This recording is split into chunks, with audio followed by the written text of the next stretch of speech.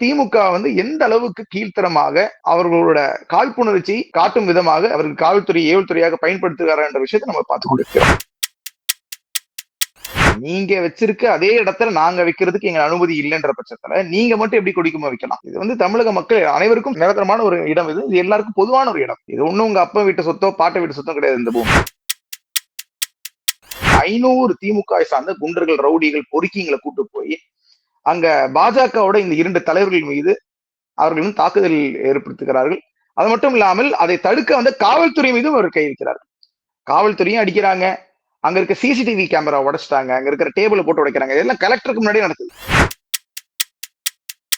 ராமநாதபுரத்துல நீங்க சொன்ன மாதிரி அந்த குழந்தைய கூப்பிட்டு இந்த இஸ்லாமிய சகோதர சகோதரிகள் வரும்போது அந்த குழந்தை இறந்ததுக்கு காரணம் என்னவென்று கேட்கும் போது ஐயா மா சுப்பிரமணியன் என்ன சொன்னாருன்னா, இது ஒரு பெரிய விஷயமே கிடையாது, இது ஏன் இவ்வளவு பெரிய விஷயம் ஆக்குறீங்க, அது குறப்பிரசவத்துல பிறந்த குழந்தை. இந்த மாதிரி பொறுப்பே இல்லாத பதில்களை சொல்லும் அமைச்சர் எதுக்கு நம்மளுக்குன்ற கேள்வியை மக்கள் எழுப்ப வேண்டும்.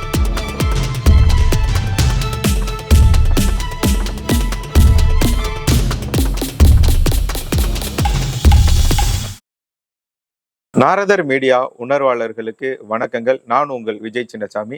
இன்று நம்முடன் இணைந்து இருப்பவர் பாஜக மாநில இளைஞரணி தலைவர் திரு ரமேஷ் சிவா அவர்கள். வணக்கம் ஜி. வணக்கம் பிரதர். திமுக ஆட்சியில பாஜகவோட கொடிக்கம்பம் வைக்கிறதுக்கு கூட இங்க வைக்க கூடாது அப்படின்னு சொல்லி நிர்வாகிகளை கைது செய்யறது, அந்த இடத்துல ஏற்கனவே கொடிக்கம்பம் இருந்தாலும் கூட அங்க கொடி ஏற்றக்கூடாது என காவல்துறையினரை அங்க வைத்து காவல் காக்க வைப்பது போன்ற நிகழ்வெல்லாம் பார்க்க முடியுது. இந்த ஒரு கொடிக்கம்பம் வைக்கிறதுக்கு இவ்வளவு அக்க போறான்ற மாதிரி இருக்கு தமிழகம். இதற்கான உங்களுடைய பதில் என்ன? அதான் பிரதர், நீங்க பாக்குற மாதிரி திமுக பொறுத்த வரைக்கும் காவல்துறை எந்த அளவுக்கு ஏவல்துறையாக பயன்படுத்துறாங்கன்றது வெளிப்படையாக இப்ப தெரிய ஆரம்பிச்சிருக்கு. அண்ணாமலை அண்ணனோட வீட்டுக்கு வெளியில வச்ச கொடிக்கம்பத்துல ஆரம்பிச்ச இந்த பிரச்சனை இப்ப நாங்க திருப்பி கேட்கிற கேள்விகள் இதுதான். நீங்க வச்சிருக்க அதே இடத்துல நாங்க வைக்கிறதுக்கு எங்க அனுமதி இல்லைன்ற பட்சத்துல நீங்க மட்டும் எப்படி கொடிக்கம்பம் வைக்கலாம்? இது ஒண்ணும் உங்க அப்பா வீட்டு சொத்தோ பாட்டை வீட்டு சொத்தம் கிடையாது. இந்த பூமி இது தமிழக மக்கள் அனைவருக்கும் நிரந்தரமான ஒரு இடம். இது எல்லாருக்கும் பொதுவான ஒரு இடம். அப்படி இருக்கும்போது நீங்க ஏதோ ராஜா மாதிரியும் உங்க பையன் இளவரசர் மாதிரியும் உங்களோட அமைச்சரவைகள் இருக்கவங்கள மந்திரிகள் மாதிரியும் நீங்க எடுத்துட்டு ஏதோ உங்க அப்பா வீட்டு சொத்து பாட்டம் வீட்டு சொத்துமே நடத்துறது எந்த வித நியாயம் என்ற கேள்வியை மக்கள் கேள்வி கேட்க ஆரம்பித்து விட்டார்கள். எல்லாத்திலையும் சும்மா கொடிக்கம ஏற்கனவே திமுக கொடிக்கம இருக்கிற இடத்துல தான் அங்க நடப்போம். அப்போ நீங்க ஒண்ணு அந்த கொடிக்கமத்தையும் நீங்க அப்புறப்படுத்தணும், இல்லைன்னா நாங்க கொடிக்கம வையமும் எங்களுக்கும் நீங்க பாதுகாப்பு கொடுக்கணும். இரண்டும் இல்லாமல் திமுக எந்த அளவுக்கு கீழ்த்தரமாக அவர்களோட காழ்ப்புணர்ச்சி காட்டும் விதமாக அவர்கள் காவல்துறை ஏவல்துறையாக பயன்படுத்துகிறார் என்ற விஷயத்தை நம்ம பார்த்துக் கொண்டிருக்கிறோம். பெரம்பலூர் மாவட்டத்தில் மாவட்ட ஆட்சியர் அலுவலகத்திலேயே பார்க்கும்போது பாஜக திமுகவினரிடையே ஒரு மோதல் நடக்குது. அங்க அதிகாரிகள் தாக்கப்படுகிறார்கள். இந்த சூழ்நிலையெல்லாம் இருக்கு. ஆனா தமிழக முதல்வர் திமுக தலைவர் அது குறித்து எந்த ஒரு பதிலுமே தெரிவிக்காம அவர் மௌனமா இருக்காரு. பாஜக நீங்க இங்க ஒரு ஆர்ப்பாட்டம் நடத்த போவதாக அறிவிச்சிருக்கீங்க. இதை பற்றிய உங்களோட கருத்து? இல்ல, அதாவது தொடர்ந்து பாஜக தொண்டர்களை அவர்கள் எப்படி அவங்க நடத்துறாங்க, காவல்துறையாக இருக்கட்டும் இல்லைன்னா திமுக சார்ந்த நபர்களாக இருக்கட்டும், அவங்களோட பொறுத்த வரைக்கும் அண்ணாமலை அண்ணன் தான் இனிமே நம்பர் 1, பாஜக தான் இனிமே நம்பர் 1. பாஜக தான் வீழ்த்த வேண்டிய கட்சியாக திமுக பார்த்து கொண்டிருக்கிறது. ஏன்னா அவர்களுக்கு நன்றாக தெரிகிறது 2026 தேர்தலை பொறுத்த வரைக்கும் அவர்களுக்கு நிரந்தர எதிரியாக பாஜக உருவாகி கொண்டிருக்கிறது என்ற விஷயமும் தெரியும். முதலமைச்சர் ஸ்டாலின் அவர்களின் பதவிக்கு கண்டிப்பாக ஒரு எதிரியாக கண்டிப்பா அண்ணாமலையான் அவர்கள் உருவாகிட்டு இருக்காரு என்ற விஷயம் அவர் தெரிந்திருக்கிறது. இந்த காரணத்துக்காக எல்லா இடத்துலயும் பாஜக தொண்டர்கள் மீது அடிதடியாக இருக்கட்டும், கலவரமாக இருக்கட்டும், இது பாஜக தொண்டர்கள் மீது நடந்து கொண்டிருக்கிறது. பெரம்பலூர் சம்பவத்தை பொறுத்த வரைக்கும் அது யோசிச்சு பாருங்க. பெரம்பலூர் மாவட்டத்துல 32 குவாரிகள் மைனிங்க்கு டெண்டர் வருது. அது எங்கன்னு பாத்தீங்கன்னா கலெக்டர் ஆபீஸ் முன்னாடி நடக்குது.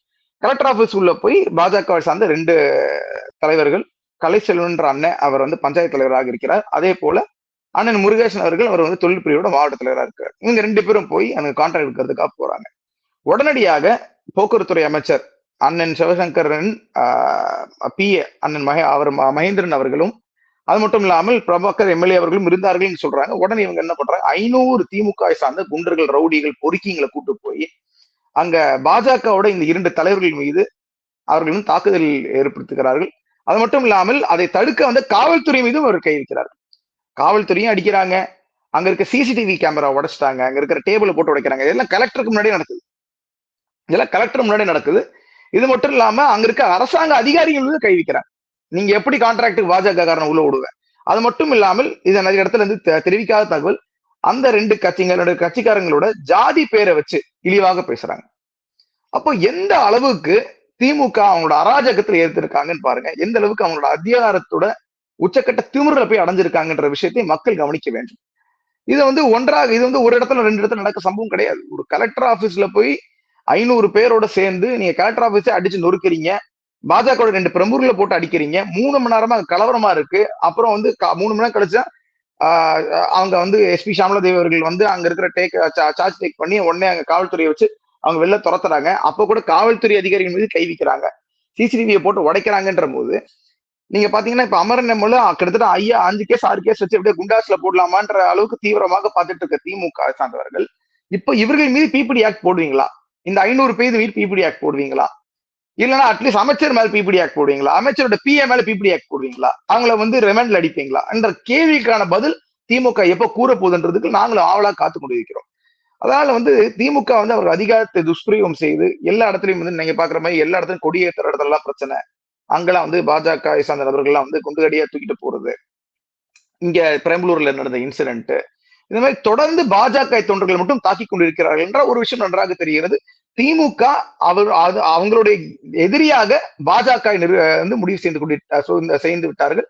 கண்டிப்பாக அவரோட அழிவுக்கு அது ஒரு காரணமாக வந்து முடியும். தமிழகத்திற்கு நீட் தேர்வு தேவையில்லை, தமிழகத்துக்கு மட்டுமாவது நீட் தேர்வுல இருந்து விலக்கு தர வேண்டும், தொடர்ந்து நீட் தேர்வு இங்க வேண்டாம்னு சொல்லி கையெழுத்து இயக்கம் எல்லாம் நடைபெறுவது ஒரு பக்கம் இருந்தாலும் தமிழக முதல்வர் வந்து சொல்றாரு தமிழகம் தான் வந்து இந்தியாவிலேயே முதலிடம், இந்தியாவிற்கே வந்து திராவிட மாடல் அரசு தான் வந்து வழிகாட்டியாக இருக்குன்னு சொல்றாரு. ஆனா இந்த நாட்டுல தமிழ்நாட்டுல நம்ம நாட்டுல பார்க்கும்போது அரசு மருத்துவமனையில தொடர்ந்து மரணங்கள் வந்து நடந்துகிட்டு இருக்கு. ஏற்கனவே கால்பந்தாட்டு வீரர் வந்து பிரியான்றவங்க வந்து காலில் அடிபட்டதுக்காக மருத்துவமனை சென்ற போது அவரும் மரணம் அடைந்திருக்கிறார். ஒரு குழந்தை ராமநாதபுரத்துல வந்து கையில அறுவை சிகிச்சை செஞ்சு அந்த குழந்தை இறந்திருக்கிறாங்க.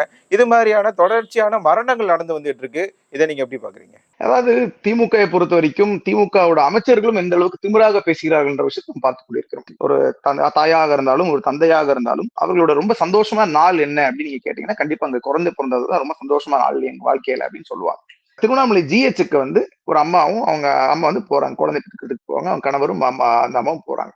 இவர்களோட அலட்சியத்தனத்தினால அதாவது அங்க மருத்துவர்கள் வரவில்லை, செவிலியர்களுக்கு தேவையான பயிற்சி இல்லை, இந்த காரணத்துக்காக அந்த குழந்தை இறந்திருக்கு.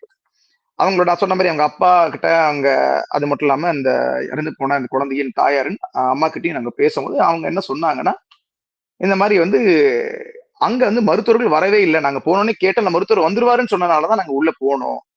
அதுக்கப்புறம் வரவு மட்டும் அவங்க வரது இல்லைன்றதை தாண்டி அங்க வந்து செவிலியர்கள் வந்து போன்ல தான் வந்து விசாரிக்கிறாங்க, போன்ல போட்டு கேட்டு கேட்டு கேட்டு பண்றாங்க. எங்களுக்கு வந்து குழந்தைக்கு வந்து பிரசவம் பார்த்தது பாத்தீங்கன்னா போன் வழியா அவங்க கேட்டு கேட்டு பண்றாங்க. இவங்களோட அலட்சித்தனத்தின் காரணமாக தான் அந்த குழந்தை வந்து இறந்து விட்டது அப்படின்னு அவங்க சொல்றாங்க. அதனால பாஜக இளைஞரின் சார்பாக நாங்க இந்த ஒரு ஆர்ப்பாட்டத்தை நாங்க எடுத்திருக்கிறோம். கண்டிப்பாக அந்த செவிலியர்களாக இருக்கட்டும், வராத மருத்துவராக இருக்கட்டும், இவர்கள் எல்லாருமே வந்து பதவி விலக வேண்டும், அவங்களை பதவி விட்டு நீக்க வேண்டும் என்ற கோரிக்கையை நாங்க வைத்திருக்கிறோம்.